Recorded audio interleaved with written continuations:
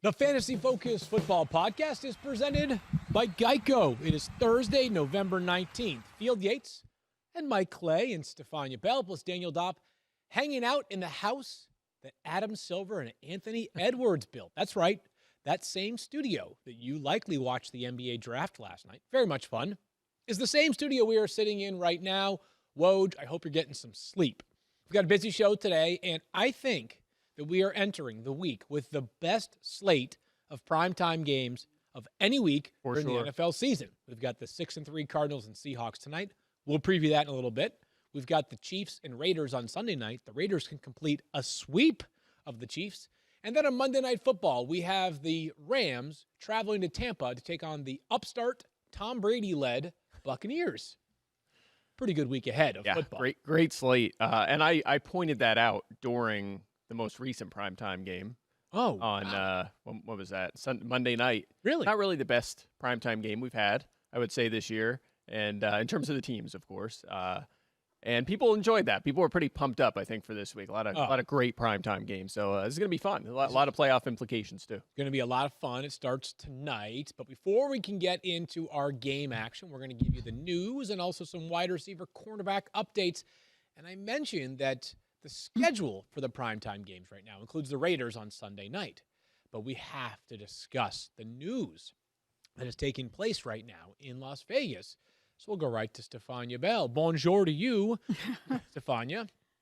Is it? You're wearing a shirt that says bonjour. I know you can't tell because I'm actually seated like really low because I'm in like the kids' chair. We're piecing and not my normal chair. So we're still dealing with some spare parts here this morning as they had to work hard to turn the studios over. We should be back to normal.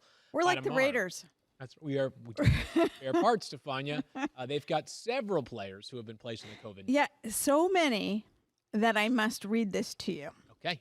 The Raiders added 7 players to the reserve COVID list yesterday, bringing the number of players on that list to 11 just before they're playing the Chiefs, right? So we have safety Jonathan Abram, defensive tackles Malik Collins, Jonathan Hankins, and Kendall Vickers, defensive end Arden Key, cornerback Isaiah Johnson, and practice squad defensive end David Irving.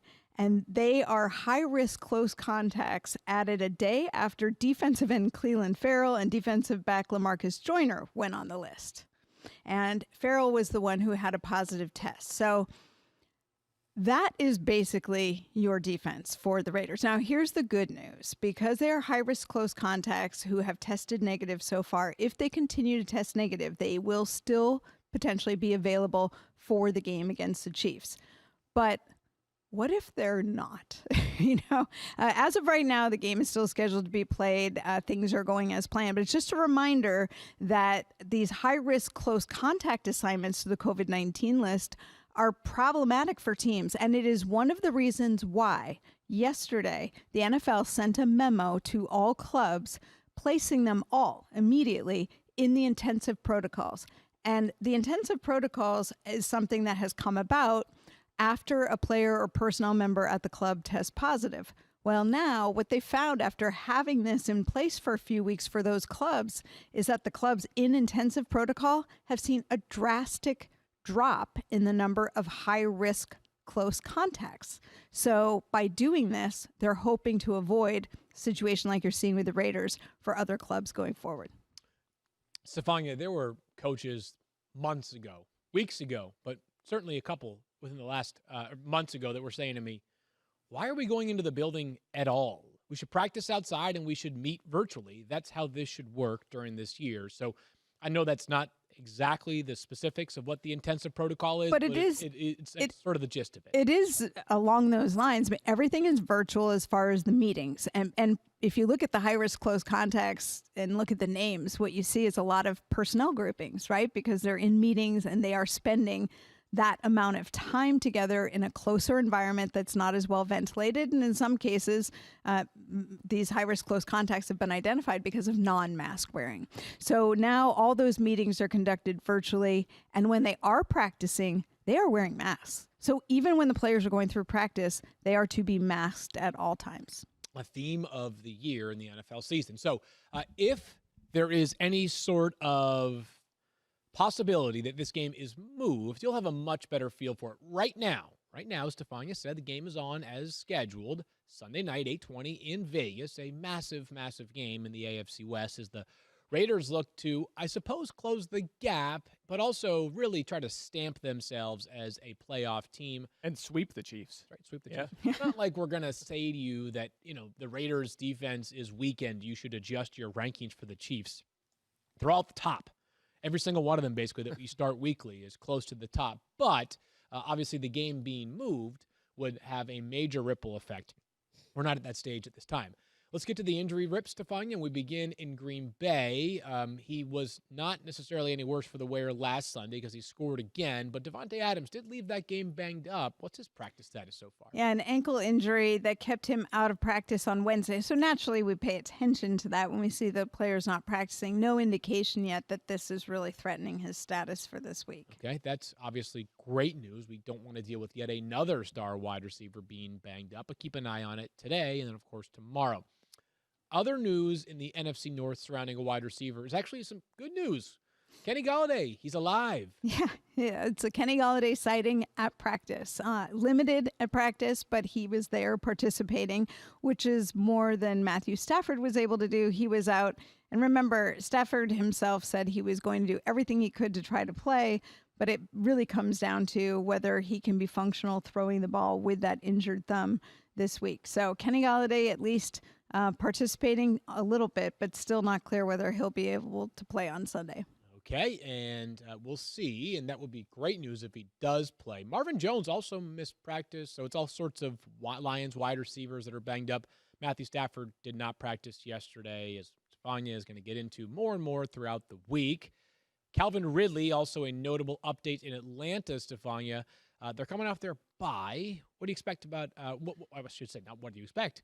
What did the Falcons tell us yesterday? Well, just the fact that he was back in practice, even though it was limited, was good. If you recall, before the bye, one of the things that happened was the facility had been closed due to COVID restrictions, and Calvin Ridley was not able to practice and test the foot, which Raheem Morris had said he wanted him to do before he would play him in a game. He missed that game. Then they headed into the bye week. So you just like to see him back out there doing some work.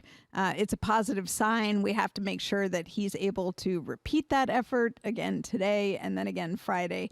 But certainly a sign of encouragement, at least so far, for Calvin Ridley. Keep our fingers crossed for Calvin Ridley. The Falcons play the Saints on Sunday, of course. Talking about that game a lot in the coming days with Jameis Winston or Taysom Hill to start at quarterback for New Orleans. And then we know, actually, this is sort of an interesting one. So the Panthers tweeted yesterday that Christian McCaffrey had been ruled out for Sunday. And everybody else tweeted, hey, the Panthers say that Christian McCaffrey is out. They deleted the tweet. Then like 20 minutes later, were like, he's not expected to play. The writing's on the wall. As a matter of fact, we're not morons. He's not playing on Sunday. But how about Mike Davis, Stephania? Because he got banged up last week, too. He did. He left briefly and then was able to return with what was called a finger injury at the time. It's now labeled on the injury report as his thumb. And you always worry with running back with a hand injury. It's ball security, number one.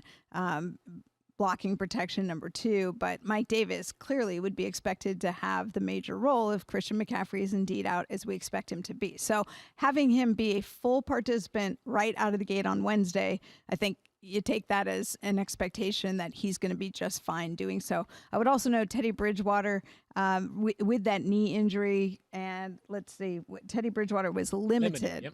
Limited in practice. I think they're hopeful, but he may not be as mobile, just given the fact that it didn't look good when it happened. They're going to want to be careful protecting him. And we'll see whether it would be P.J. Walker or Will Grier stepping up as the starter if Teddy sits. And we'll talk about the potential impact of that as we get a clearer picture on Teddy's status. One more, Stephania, and he's kind of, I'll say faded recently, but he hasn't been super dynamic of late. It's Noah Fant for the Broncos. And I think part of it is because he is continuing to play through something that is still lingering in that ankle injury. And although he looks better now than he certainly did the week after when he had to sit out that game because his ankle was not cooperating, he's still playing through an injury. And I think that's going to be a challenge for him going forward. I expect him to play. I think that they're going to give him reps off in practice, days off even, as we saw on Wednesday.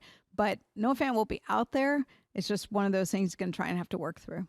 Yeah, and I think the idea of sort of load management, giving guys day off, will become more prevalent as the season wears on. Guys not only have taken more of a toll on their body, but at some point the difference between the 89th practice of the year and the 88th practice of the year is a pretty small return. So good news, it sounds like, for Noah Fant's availability. We'll see who his quarterback is, as Drew Lock sounds very, very iffy for the Broncos. Who do they play on Sunday? That's a good question. All right, totally drawing a blank. We'll tell you who they play. We'll figure it out. Remember. They play, I'll tell you. Must be Dolphins. Dolphins. There it is. I was going to Okay. say is on my next on my sheet. Dolphins D special teams could be a play this week. Rank them up. As always, Mike Clay writes our wide receiver cornerback matchup, and I say our as if I have any sort of responsibility over the column. I've contributed zero to it over the years. Mike thought of it, writes it, and talks about it, as he does on this podcast every week. We get to bust out the fancy touchscreen. So the premise is simple. Wide receivers who have a better matchup because of the cornerbacks they're facing, or wide receivers who have a worse matchup because of the cornerbacks they're facing. And we begin in the Chargers-Jets game, Mike, talking about Mike Williams, because whatever, Keenan Allen, you're always starting him. Let's talk about Mike Williams, though. Yeah, and this does apply across the board to Chargers wide receivers for the record. Keenan Allen, Mike Williams, and even Jalen Guyton as a deep sleeper here. So, look, the Jets' plan recently, at least before their bye, was Pierre Desir, Bless Austin, the youngster, and Brian Poole as their top 3 corners. Well, right. Brian Poole's on IR. He's pretty good. He's a good slot corner. He's on IR, so they want to have him. It's a big loss. Pierre Desir, they just cut. You know, it just hasn't worked out. They benched him briefly in their last game. They cut him loose. So their plan right now at corner is Bless Austin, who, by the way, kind of reminds me a little of Jalen Mills with Philly. He was a 6th-round pick last year, just kind of forced into an every down role because they didn't really have any other answers, right? So it's him. It's Bryce Hall, who's a 5th-round rookie. It's Art Mollett, who's bounced around the league, a 2017 UDFA. Corey Ballantyne, who they just claimed off waivers from the Giants. Lamar Jackson, the other Lamar Jackson, the undrafted corner, and Javelin Goodry. So where do you think they go? That's going to be a big upgrade here for the Chargers wide receivers. The Jets, even with the guys that they wanted at corner, allowing the 9th most fantasy points to wide receivers, the 10th most to the perimeter, the 5th most over the past month. Williams and Guyton will be on the outside. Allen in the slot. We're going to upgrade these guys certainly across the board. Okay, so Keenan, I said we're playing Keenan Allen no matter what. Does Mike Williams crawl inside your top 30? Is he a strong flex consideration given the matchup? Or is he, because he's so up and down no matter who he's playing, is that say, hey, if you're desperate, if you're playing someone that's, one of the top teams in the league and you need kind of a Hail Mary, that's the strategy in which you'd bring in Mike Williams? I think he's a guy you feel better about as a flex. Okay. Maybe a wide receiver 3, depending on your situation, maybe a couple bye week teams. But you're right. He has been one of the guys on the list of boom bust players this year. This is a week where we think that maybe he has one of his better games. The situation here is ripe for a big one. Finally, I feel like Justin Herbert's been in tough situations constantly on the road, traveling across the country, good defenses, and he still put up huge yardage, huge touchdowns. Now he's at home in the comforts of that stadium against the struggling Jets coming across the country. Maybe finally they could have a comfortable win, and it's a good situation for this offense. Glad you mentioned Justin Herbert. I want to talk to Daniel for a second here, who I believe has a mic set up now. There you go. Sure.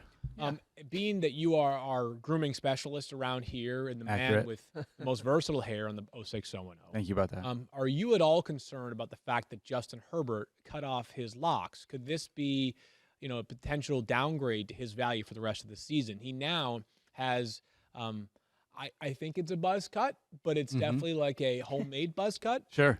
Because literally the Charger strength and conditioning coach gave it to him. Are you concerned about what that might mean for his value for the rest of the season? A little bit. I have read the story of Samson and Delilah, so I know exactly how dangerous it is to cut your hair, Field Yates. Right, yeah. That's why you keep To be fair, though, she cut his hair. Exactly. And unless, you're calling the strength coach Delilah Well, in this situation. I'm not specifically. It is an allegory. Right. Right? Is that the right word? Yes, that's fine. That was Sure. good. Yeah. Okay, thanks. So smart. No, I'm not worried about it. Not worried about it. What I am worried about is the idea that we talked about so much crazy math on the show yesterday with Matthew, and I feel like today would have been the talk about it with Mike Clay here. It's a really good. I'm sitting here thinking if maybe he adds some value with his legs, maybe less hair. I'll make him a little lighter on his feet. He's a little aerodynamic, faster. right? This is like maybe the swimmers who their legs. Yeah. Exactly what I'm thinking. So basically, start Justin Herbert is what I'm saying. Okay, I like it. Start Justin Herbert. We got to get him a new helmet though, because I can't imagine it's the same size. That's He had a a good lot point. of hair. That's a good point. A lot of Gotta hair pad it up back a in little. the day. All right, now that we've covered the most important part of the podcast, we can move on to the next wide receiver cornerback matchup of the week. And Daniel, you can just earmuff for like 30 seconds. The Panthers, we were just talking about, whether it's Teddy Bridgewater or not, played the Lions on Sunday, Mike, and that means good things for you. I believe, for DJ Moore, maybe? That's correct. We're going to upgrade DJ Moore, and really, again, across the board, upgrading Panthers wide receivers in this game. Now, Moore is the primary name here because he got the number one shadow treatment last week, and I think he will again if Detroit decides to shadow with Desmond Trufant. He has shadowed Adam Thielen and Terry McLaurin since he returned from injury. Thielen didn't do much 2 weeks ago, but I think they attempted 22 passes in that game. It was a very low-volume game, so we can't take much away from that. Last week, McLaurin had a huge game against him while he was shadowed. So Trufant, even when he was healthy earlier this season, has struggled. Detroit as a team has struggled, fifth most fantasy points to perimeter receivers. That's where Moore is aligned just under 80% of the time. Robbie Anderson as well, 2/3 of the time he's on the perimeter. So Detroit just a work in progress at corner. I think the future is probably bright there for them based on what they have.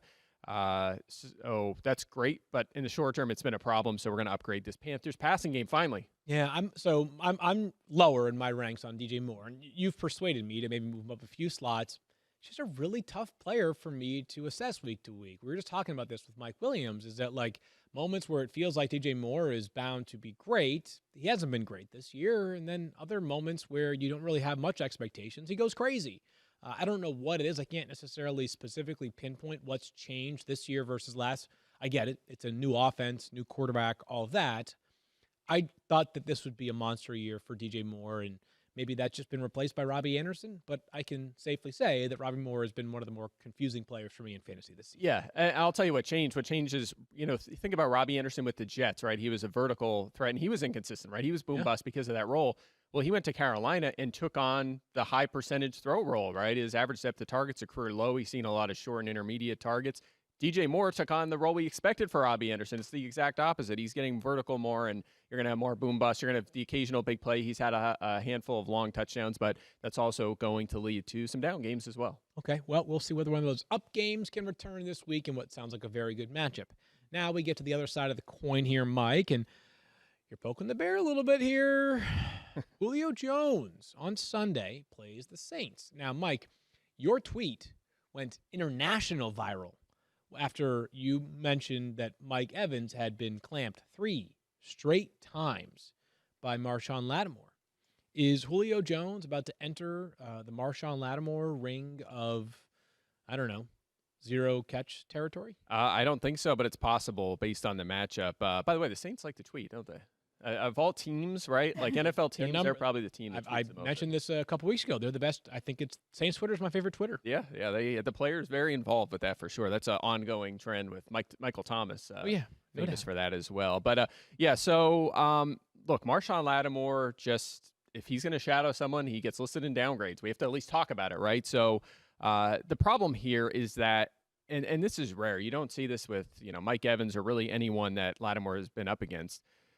Jones has had a lot of success here. So if you look at his 5 pass receiving lines against the Saints since Marshawn Lattimore was drafted, or really all of them, he's only had 5 since he was drafted. 5 for 98, 5 catches for 98 yards, 7 for 149, 5 for 96, 11 for 147, and 3 for 79. Most of those games were against Lattimore. In fact, 62 career routes against Lattimore, 18 targets, 10 catches, 221 yards. Now, he hasn't scored a touchdown against them, but we know he's had his ups and downs in that department for sure.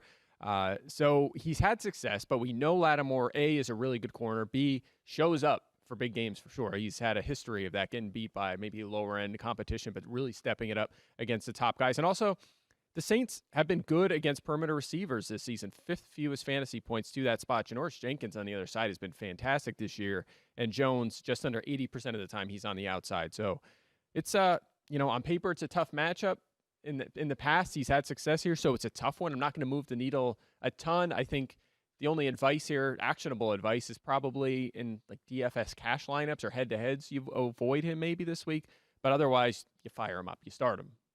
I still see him at wide receiver 4 on your board. It's not a major downgrade. Exactly. This is out of respect to Marshawn Lattimore. I think the term I was looking for was the Marshawn Lattimore hornet's nest. Sometimes that happens. When you enter the hornet's nest, you might come away with a less than successful fantasy day for yourself. All right, one more here, Mike, and it's Terry McLaurin, who people think about the Bengals secondary, and they're like, that's one of the thinnest and weakest in the NFL, except for one player.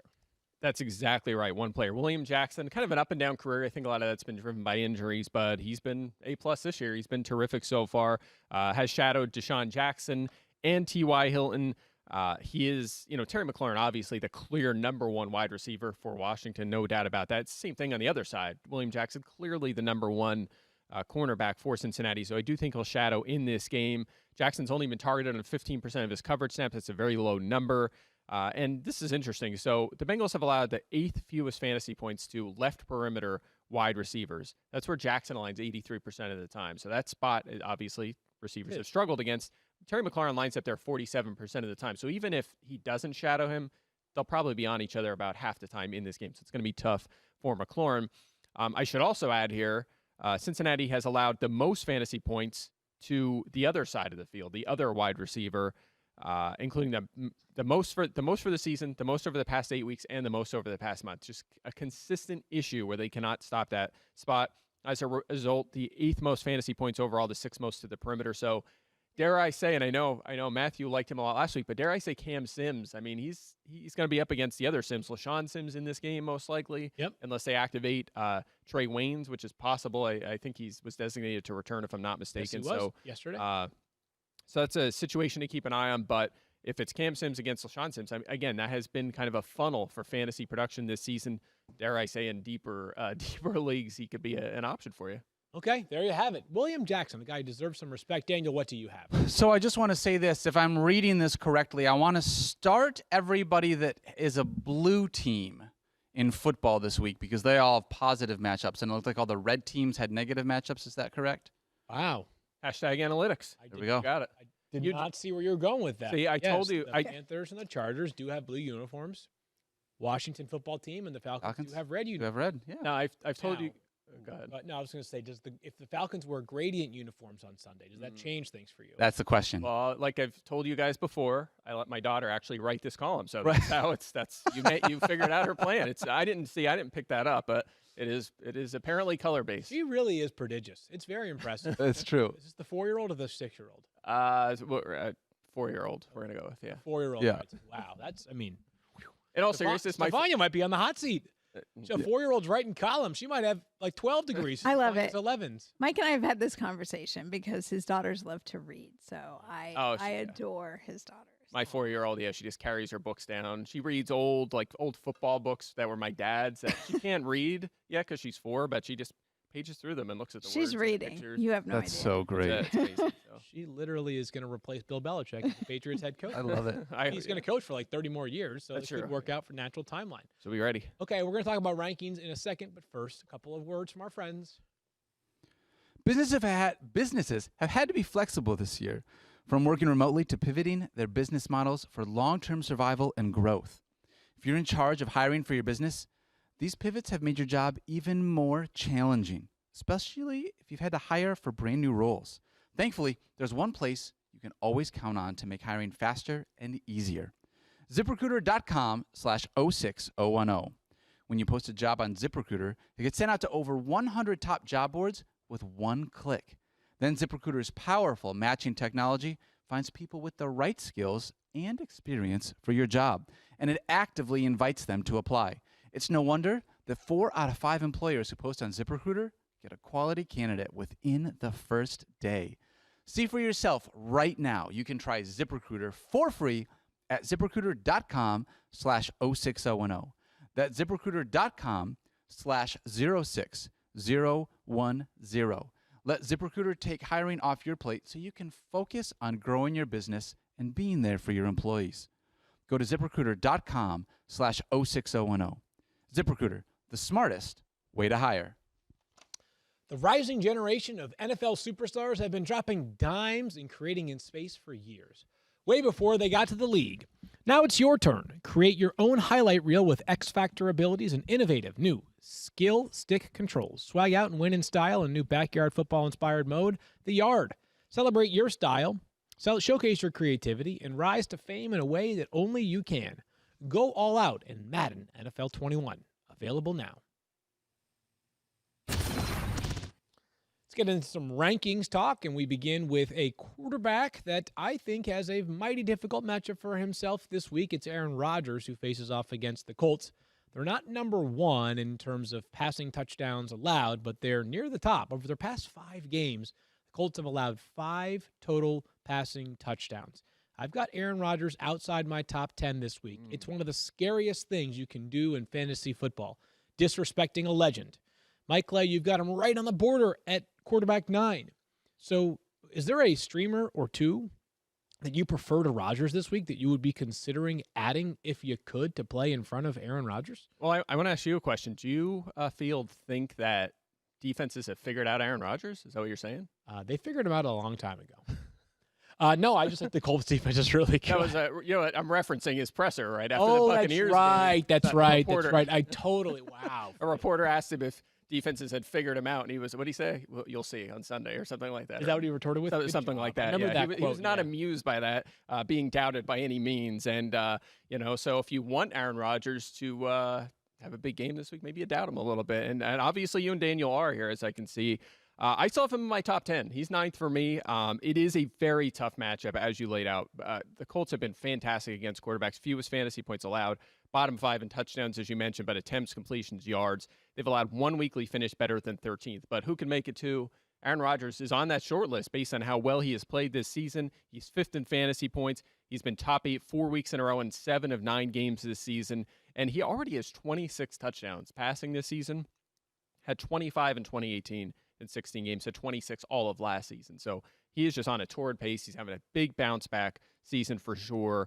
Even with the downgrade, right? I have him 9th. Generally, we'd have him top 5 or so in that range. I'm knocking him down just inside the top 10. So it's a tough matchup, but I still think he's too good to bench. Yeah, expectations are lowered this week. If you're someone who has at times had Aaron Rodgers carry your team, this may not be the week that he carries your team. This one's really interesting. Mm-hmm. Mike Clay has Mike Davis all the way up at number 3 in his running back rankings. I've got him at 17, and I was doing my rankings on Monday and Tuesday morning, which is what we do every week. And I understood exactly what Mike's case was for Mike Davis. Volume's going to be outstanding. The matchup is great. But Mike Davis has not been great recently. He's got 43 touches over his past 4 games. That's whatever. I know Christian McCaffrey played in one of those. He has not scored a touchdown in those 4 games, Mike. Are you at all concerned that maybe the efficiency has just caught up with him? Well, he actually hasn't been super efficient, believe it or not. His numbers, in terms of yards per carry and yards per target, were well below what we normally get from Christian McCaffrey. It was volume, right? And situation, lots of targets that bailed him out. Yeah. But here's the thing. You mentioned his recent struggles, and there's no question about it. 5 straight weekly finishes of 20th or worse. But consider who they played. Chicago, New Orleans, Atlanta, who's actually quietly very good against running backs, Kansas City and Tampa Bay. It's 4 of the best defenses in the NFL. I mean, any running back's going to have problems with that slate. Not to mention that he missed time injured. He was in and out. I went to the locker room one game. That's a variable. He's still, like we talked about, getting a ton of volume. We don't need to get into that. We know how much he gets. But this week, He's facing the Lions. I mean, it's the opposite end of the spectrum. Most fantasy points, touchdowns with 18 already, and most receiving yards allowed to running backs. That one being key considering what he does in the passing game. Top 3 in rushes, rushing yards, scrimmage yards, yards per carry, yards per target, yards per reception. 5 different running back units have 3 touchdowns against them, including 3 in a row. Wow. 5 different games, they've allowed 3 touchdowns to running backs. It's just, I mean, this is the easiest, quote-unquote, easiest matchup for a running back in fantasy. He's had a tough slate. I think he gets back on track. The only concern I really have is if they say, you know what, we're impressed with our undrafted rookie, Rodney Smith, and we get him some extra work. That's really my only slight hesitation. But if he gets 15-plus touches, which is my expectation, he should have a big fantasy week. Okay, you've convinced me, Mike. I need to readjust and give Mike Davis a bit more respect in my rankings for this week. I love Mike Davis as a player. I just didn't have him ranked high enough, according to Mike. And someone wants us to make a case here of Mike Davis versus J.D. McKissick. And the reason why I have J.D. McKissick, this comes from Matthew Bruce, 16. The reason why I have J.D. McKissick ranked higher than Mike Davis in my rankings is because the receiving floor is just so absurdly high. 29 targets over the past 2 games. If he gets 8 targets this week, which would be conservative based on how he's played in the past 2 weeks, he's got a chance right away at 10 fantasy points. Figure he catches 6 of 8, he gets at least 40 receiving yards. That's 10 points I'm sort of cushioning for J.D. McKissick in a good matchup against the Bengals. I know people have said, hey, the Bengals have allowed very few receiving yards and receptions to opposing running backs. As I countered with yesterday, that's because they've been getting just punished in the running game. I don't know that Cincinnati will be I think that the game script will be a little bit different. I don't know that Washington's equipped to just run it right down Cincinnati's throat to the point where they can control this game with a lead throughout it. I think they're going to have to throw it a little bit more than maybe other offenses have against Cincinnati, specifically to the running backs.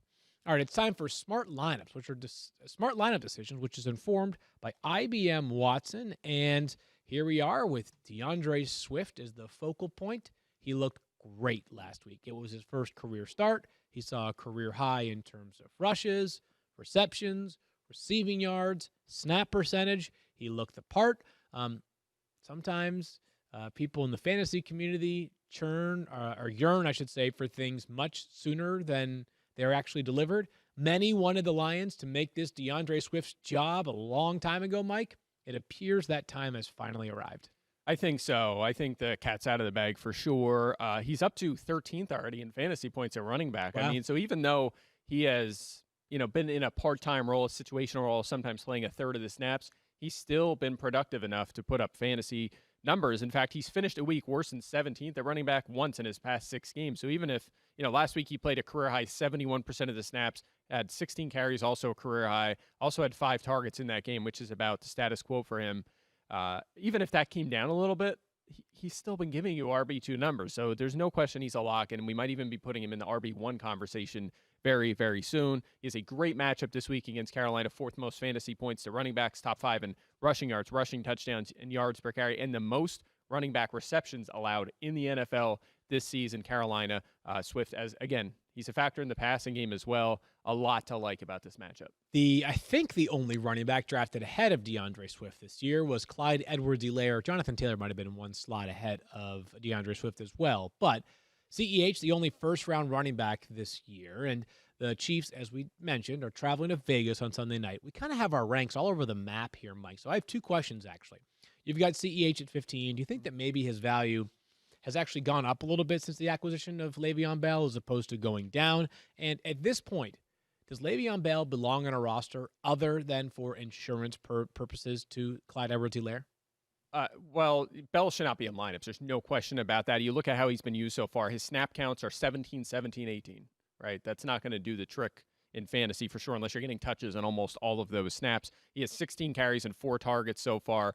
That's totaled 80 yards and 0 touchdowns. He's 65th in fantasy points, just as a way to quantify that, yes, he's only an insurance policy at this point. Now, as for Edwards-Helaire, they had a couple games where they had blowout wins, and then you saw like some Darrell Williams and even some Le'Veon Bell mixed in when he first joined the team. So his numbers are probably lower than they would be in normal game scripts. But still, 84 snaps since Bell was signed, 19 carries and 12 targets, and he's 18th in fantasy points at running back. He started to score touchdowns, turn his usage into touchdowns, something that eluded him for half the season. That has helped his fantasy point totals. And this week, he has a great matchup against the Raiders. Again, another good matchup here. 5th most fantasy points to running backs, the 5th most touchdowns, and the most targets. And again, he has a 54-32 edge on Bell and routes since Bell signed as well. So he's been the primary pass catcher. A lot to like here. That's why I think he's a solid RB2 play. Yeah, that's why I was wondering if like his value has gone up because, and I mean perception of value, right? Because when Le'Veon signs, people are like, oh man, Clyde Edwards-Helaire,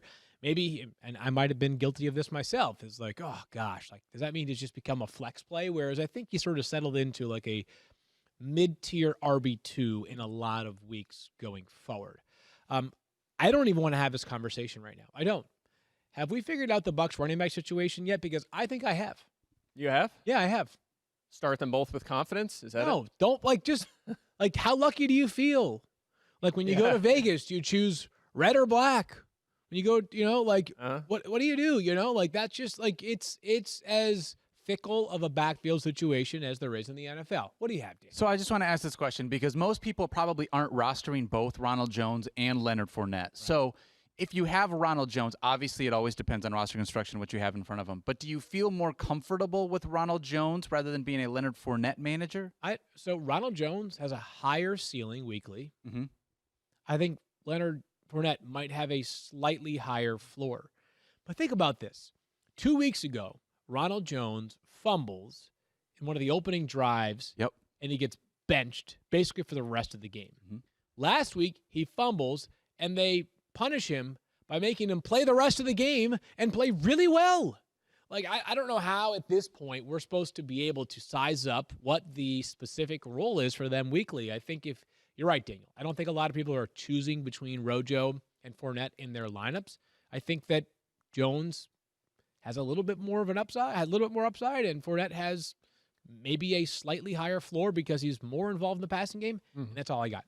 Yeah, I think that a lot of it, I mean, last week it was just game script, right? I mean, it's not like Jones played 85% of the snaps. He played 57%. Right. Fournette still played 38%. He was still involved. And I think that what we've seen from them tells us that they want Leonard Fournette to play as much as he can. But again, if they're dominating a team, which may happen a few more times the rest of the season, you have to consider what the game script might be. You're going to see a lot of Ronald Jones. If it's a close game or they're trailing, you're going to see a lot of Leonard Fournette. And also, they're going to run the hot hand, and that's what they did last week. Jones just happened to be the hot hand. I don't think it means that he has cemented the number one job by any means. In fact, if you look at the 4 games since Leonard Fournette returned from injury, he's had 11 fewer carries than Jones, which isn't a big gap by any means. But he's played 41 more snaps, run 38 more routes, and has 10 more targets. So if I'm picking between the two, and I do actually have both of those guys in 2 leagues, I'm still leaning Fournette, especially this week because they're facing the Rams. I think we all expect a good game here, right? I don't think we expect Tampa to be up by double digits throughout this game. I think it'll be close. The Rams have been pretty good against running backs, near the bottom in carries and rushing yards, 3rd fewest touchdowns to running backs. Again, this is all X's for Ronald Jones here. You don't like to hear this. But they are more exploitable against the pass. They're more mid-range in that department. That leans toward Fournette. So if I'm picking between these guys, I'm leaning towards Leonard Fournette. And I realize right now that I have Jones 1 spot ahead, but I'm not feeling good about that as I say it out loud. Yeah, they're confusing. I've been saying this. Like, this is my thing on the Rams running backs like 4 weeks ago is that, like, if you don't know the answer by week 7, I don't expect you to know the answer by week 17 unless someone gets hurt, which we don't want. With the Bucs running backs, kind of feel the same way. So A.J. Brown had one of the drops of the week last week, right? I mean, literally a game-changing drop for him in fantasy. As if he had caught the pass, it would have been probably, a 71-yard touchdown catch. He did not catch the pass.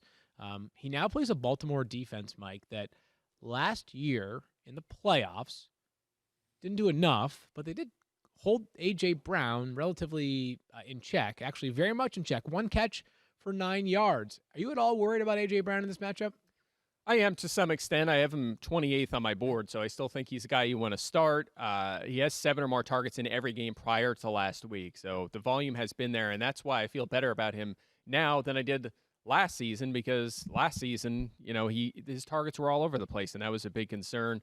He's also scored at least 1 touchdown in 5 straight games, again, prior to last week, so he's been delivering in that department, even if that's unsustainable to some extent. But as you mentioned, it's a really tough matchup. Baltimore has allowed the 4th fewest fantasy points to wide receivers. They're bottom 4 in pretty much every category: receiving yards, touchdowns, yards per catch, yards per target, OTD, end zone targets. They just have not happened against Baltimore this season. So, again, he's too good and too utilized to bench, but he's a guy that I don't have a ton of confidence. It's certainly a tough matchup. I wrote this week on the waiver wire column that Michael Pittman is my favorite kind of waiver ad at this time of the year. Here's the reason why. It's like Michael Pittman, it wasn't talent that held him back in the beginning portion of the season. Unfortunately, it was, they had other players like Paris Campbell still in the mix. T.Y. Hilton was still, I mean, I know he's playing now, but still, there was an idea that you could count on T.Y. Hilton. That has evaporated. And then he got hurt. He had a pretty nasty leg injury, and he's back, and there's no concerns about that anymore. He's flashed tremendously over the past 2 weeks. He's got 15 targets over his last 2 games, does Pittman. Pedigree, not an issue. This guy is a stud. Mike, he may be creeping up into that weekly flex territory with how he has looked over the past 2 weeks. No question about it. I think there's a case to be made right now that he is their number 1 wide receiver, and that's even with a healthy T.Y. Hilton, because he's been ahead of T.Y. Hilton. Early in the season, he was trending that way. He got hurt. He came back, and now he's clearly been their number 1 at least the past couple of weeks. He's played over 80% of the snaps and handled 7 or more targets in both of those games. Last week, as you mentioned, over 100 yards, also had a 21-yard run, so he's contributing in a variety of ways. And like you said, the pedigree, fantastic. The 34th overall pick, he's 6'4", 220. He's going to get goal line work. And it's an offense where you don't have a running quarterback, right? If they have to throw the football, there's no scrambles like a lot of teams. It's Phillip Rivers hanging in the pocket, throwing the ball, and that's why he could push for 7 to 9, 10, 11 targets each and every week. So I'm with you. I agree. I wish I was a little more aggressive getting him last week before that game. But now, if he's out there on waivers, you got to scoop him up because he is league-winning upside. He could be like an A.J. Brown was last year down the stretch. Remember how dominant he was during the fantasy playoffs? And down the stretch, he was awesome. Pittman could be that guy. Yeah, he certainly has looked the part so far. That 2020 wide receiver class really looks the part so far. Yates, real quick, I just want to weigh in here. Michael Pittman is rostered in 19.8% of leagues. And I'm pretty sure it was like 19.5% of leagues when I wrote about him this past week. Absolutely. It was 5% on Thursday when he had that big game. 5%? It was 5% that night, yeah. So we've climbed up 14%. Like, come on, people. We got some work to do here still. We do. I mean, and I'm sitting here looking at people talking about, like, yeah, do I keep A.J. Green in my roster? Like, come on. Do yourself a favor. Try to win fantasy football. Like, don't try to, participate. Come on. Playing for 6th place or 1st place. Yeah. One more here on the wide receivers, and then we'll get to a game preview. Deontay Johnson, I don't know if this is really a conversation we need to have, Mike, but it feels to me like if we were to ever, fight to the death over which Steelers wide receiver has the most value, I think it's pretty clear that, the guy who has established himself as the most weekly upside, which factors in both yards, catches, target share, and consistency, is Deontay Johnson. Would you agree? Yeah, I mean... Yeah, Chase like Claypool's you said, got great upside, obviously. Just start all 3. I mean, that's the advice really right now. I mean, look, all 3 are top 27 fantasy receivers over the past month. They're all top 12 over the past 2 weeks. I mean, they've been getting the ball to all 3 of these guys consistently. Again, it's another quarterback that doesn't scramble. He distributes the ball pretty much all the targets to 3 guys. James Washington's kind of disappeared from that offense. They don't throw to James Conner that much. It's these 3 guys. And like you said, when Johnson has played, it's 3/4 of the target of the snaps he's played in 6 games. He has 10 or more targets in 5 of them. That's unprecedented. I mean, that's a stat that I don't think you could apply to Julio Jones normally. That's big time usage. So yeah, lock him in. It's a great matchup, by the way. The Jags haven't faced a ton of volume. They're allowing a ton of yards, poor efficiency against wide receivers, 28 plus fantasy points to receivers every single week. Only the Seahawks and the Jags can say that, by the way, which is just shows you how much they have struggled, again, despite not facing a lot of wide receiver targets. So great matchup. All 3 guys, lock them in. I've got some Seahawks thoughts, and I'm going to save them for 2 seconds from now when we preview the game. But first, a couple of words from some of our supporters at the podcast. Hey, do you own or rent your home? Sure you do, and I bet it can be hard work. It's easy bundling policies with Geico. Geico makes it easy to bundle your homeowners or renters insurance along with your auto policy. It's a good thing, too, because you already have so much to do around your home. Go to geico.com, get a quote, and see how much you could save. It's Geico easy. Visit geico.com today. That's geico.com. Truly Lemonade is a refreshing mix of lemonade and hard seltzer that's perfect for game day. Spoiler alert, it's also perfect for every other day out there, but also specifically game day. If life or your fantasy lineup gives you lemons, make lemonade. Maybe even win your matchup with a surprise standout and keep the good times rolling with Truly. Bring the flavor to game day as only you can. We'll keep it light, crisp, and crushable. Truly Lemonade comes in 4 refreshing flavors: original, strawberry, mango, and black cherry. Truly hard seltzer. Live Truly. You have the most dulcet tones. Like Stop it's it. 10:43, and I'm gonna go slam 8 Trulies after that. That's what I'm gonna do because Daniel told me to. Usually we do that on Matthew days, not on Mike days. It's a good point, actually. We can make an exception. Yeah. All right, time now for our. Do we have to drop? Do we have to drop? Do we have to drop? We do have it. Okay. Oh, Angela, we need that drop. Sorry. We'll try it again. Game preview. Game preview time. All right. It is Nailed a it. rematch. Really fun game. Cardinals traveling to Seattle to play the Seahawks. Arizona won their first matchup. You may remember it as the DK Metcalf game. Remember when he chased down Budda Baker, ended up saving 7 points as a lot of things happened in that play.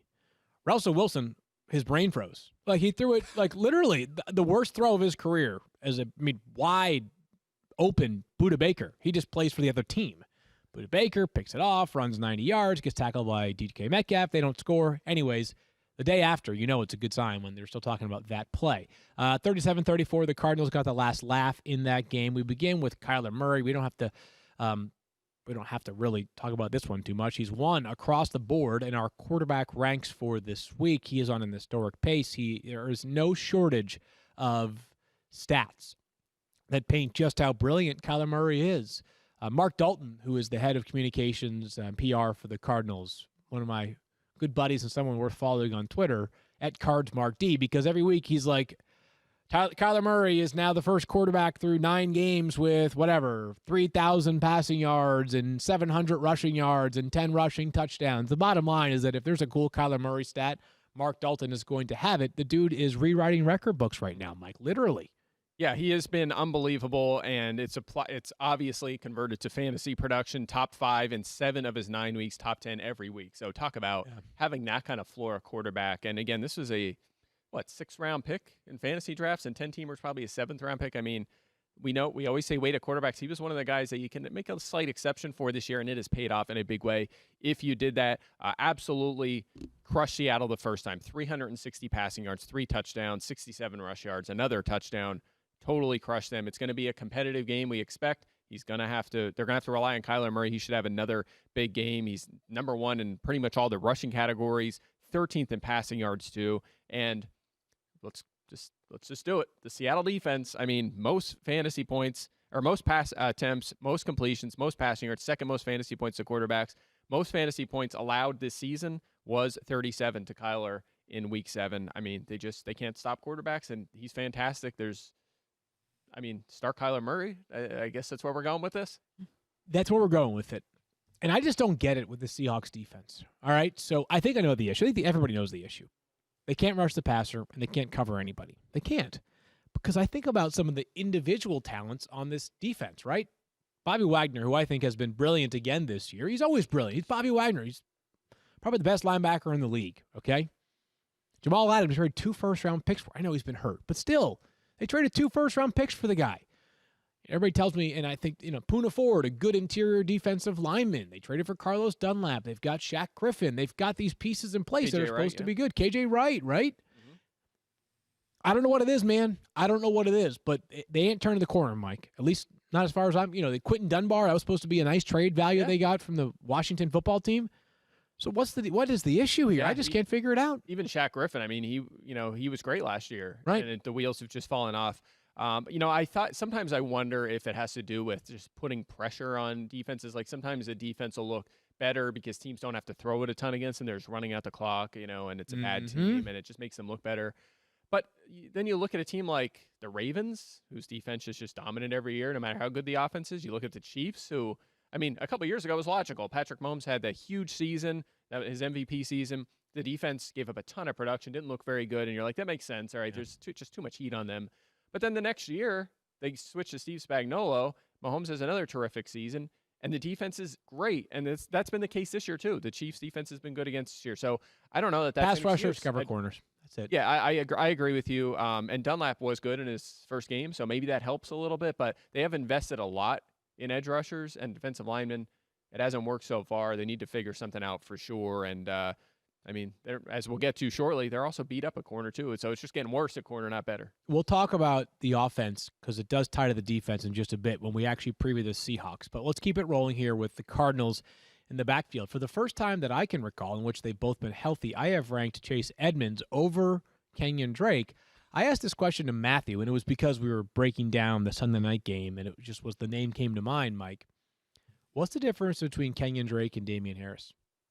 Kenyon Drake and Damian Harris, really nothing. I mean, I guess Harris is running better. Harris is playing better. But my point is that, like, for a while, Kenyon Drake would crack the top 20, and we'd be like, you can't, Damian Harris, nice player, but even though he's running well, you can't crack the top 20 because you don't have passing game usage. Well, now here we are, and Kenyon Drake is now outside of our top 20. We've sort of level set with this player. He's just a volume-dependent, high-end flex play.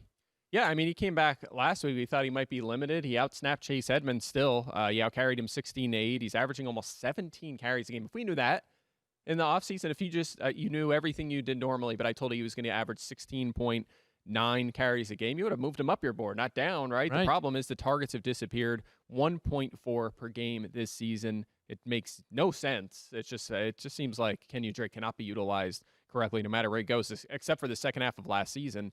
But it has not led. It's led to a lot of low percentage runs, if you will, a lot of tough situations that he's been in, not situations that generate a lot of fantasy production or big yardage plays. It's been the opposite for Chase Edmonds, who's been heavily involved in the passing game and gotten the occasional third down runs, and that's helped him outscore Drake in fantasy points. So yeah, I'm not. It feels it's an obvious miss in drafts. We took him too early, and now we just have to accept that he's a borderline RB2. Yeah, I don't know, because I think the Cardinals said to us that they were confident he could be this player again. Yeah. They franchise tag. I mean, they transition tagged him. They're paying him $8.5 million to be, a volume dependent guy. And again, I don't want to pick apart the Cardinals too much because basically everything they've done this year has worked out really, really well. But that's one that I wonder if they wish they could have back.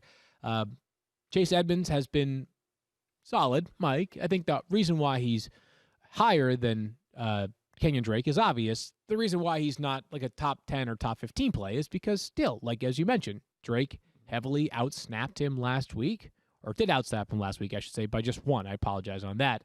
But still, it's clear he's going to get most of the rushing, and if they get goal line usage, it's probably not going to be either of these guys. It's probably going to be Kyler Murray. Yeah, and Drake, probably get a little bit of that, but you're exactly right. I mean, just no ceiling for Edmonds when Drake's there, but he has a high floor. He's been a top 24 fantasy running back in 6 of his 9 games, including each of his past 3. One of them Drake missed, the others he was involved. But he's top 6 in catches, receiving yards, and touchdowns at running back. And in PPR, that's going to give you a high floor for sure. I will mention this, though. The Seahawks, allowing only 3.7 yards per carry to running backs. They've been pretty good in that department. They have faced the 3rd fewest running back carries, but they've allowed 9 rushing touchdowns to that position. That is 4th most. But where they've really struggled is against pass-catching backs, no lower than 7th in targets, catches, and receiving yards. That, of course, is Chase Edmonds' territory, and that's part of why I have him ranked dead. Okay.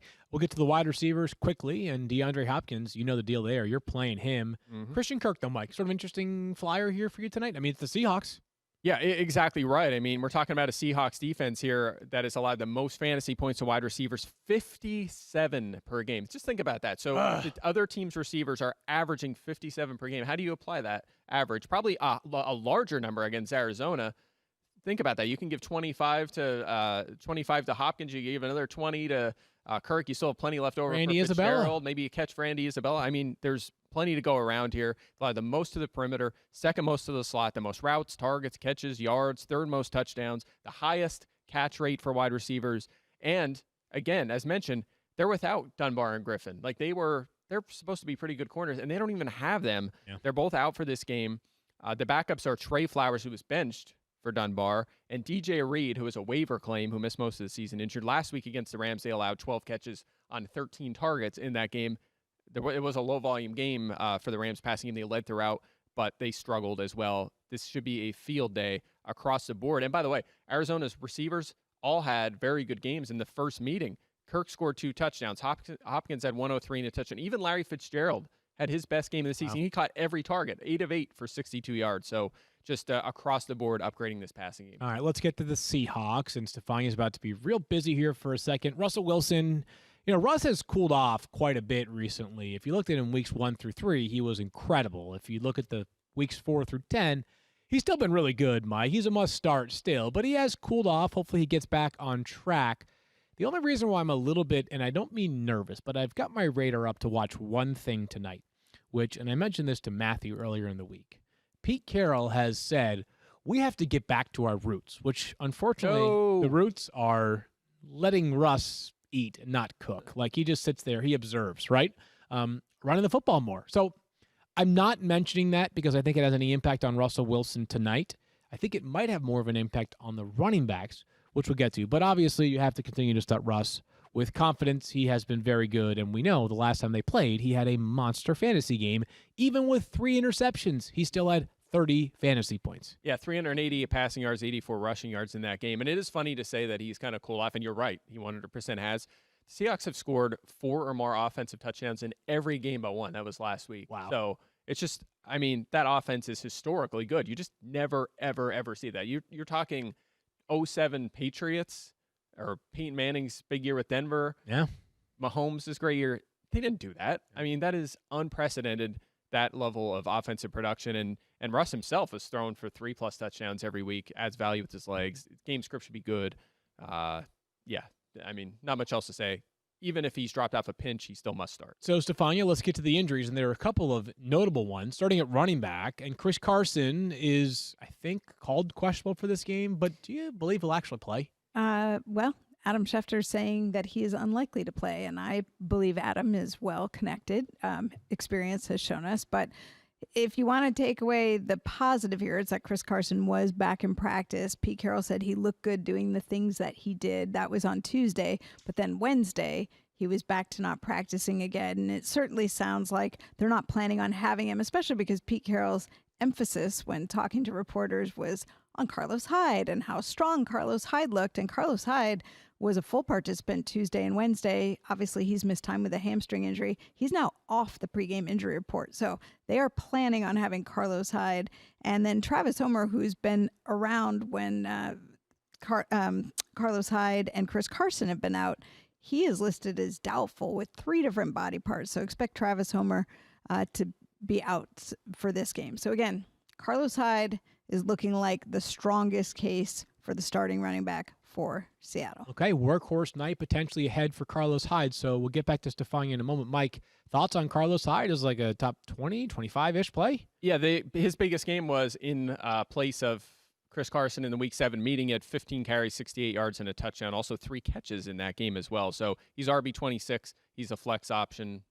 Seattle running backs, by the way, 3rd most rushing touchdowns this season. That's going to be Hyde's department, most likely. We'll see some Alex Collins, I think, but Hyde, I think you could start as a flex. Right back to you, Stephania. Is this one kind of quietly has appeared on the radar this week on the injury report? Is Tyler Lockett?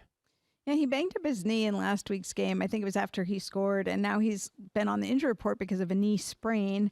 And it was really concerning that maybe he wasn't going to play because he didn't practice on, well, he was listed as a non-participant Monday. It was an estimation, but then he did not practice on Tuesday. He did do a little bit of work on Wednesday, and according to Pete Carroll, he said that he looked so good that he almost was doing too much, that they had to hold him back, that he wanted to go for a full practice. They wanted to conserve his energy because they wanted to see how he responded to the limited work that he did. So it sounds like Tyler Lockett has a good chance to play based on how he was in practice yesterday. Okay, that will be excellent news. If not, David Moore is the presumptive next man up. Maybe an interesting guy to keep on your radar if Tyler Lockett's a surprise and active. But Mike, Tyler Lockett, if he plays, you're playing him.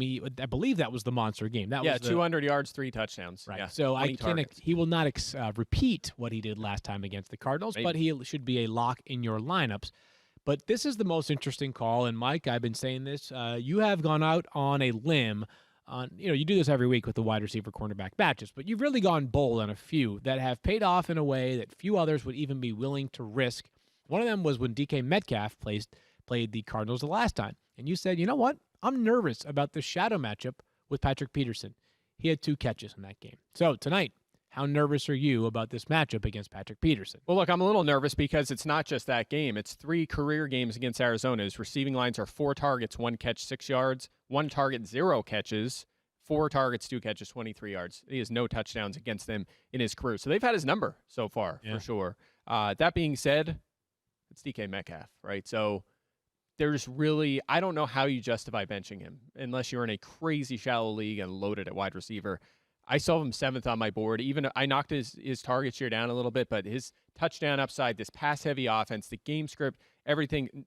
Tyler Lockett's not 100%. There's so many reasons to still think he can have a big game, and all it takes is one. Yeah. And by the way, Tyler Lockett did beat Patrick Peterson for a long touchdown in that game, so it's not like Peterson is complete shutdown, going to neutralize you, you're going to do nothing. He's had his number, but there's still a chance for a big game. So Metcalf, I still think you have to start him. Still playing him. Just want to give you props for that last call. Thank Daniel, you. what do you got? How do you feel about last week, understanding that, like, obviously DK, they didn't get the ball to him a lot? Is this one of those situations where it's like, we're going to focus, even if it's Patrick Peterson, I'm just going to focus on making sure I get DK involved? Well, following that Arizona game, he had 12 for 161 and 2 touchdowns against the 49ers. So maybe a little bit of, squeaky, what's it? Squeaky wheel gets the grease. There it is. I don't know if DK Metcalf has been talking much this week. He was part of the ESPN cover story. You should check that out. It's now available on ESPN.com. Let's pick this game before we say goodbye. Game is in Seattle. Give me the Seahawks. Me too. 30-29 Seahawks. Daniel? I'm going to take Arizona. There you go. And Stephania, last. Yeah, I'm going to go. I thought I was going to be the lone contrarian, take the Cardinals. Okay, there you have it. We're back on Friday to preview everything. We'll talk to you guys then. Peace out. Tennessee, you're in the 06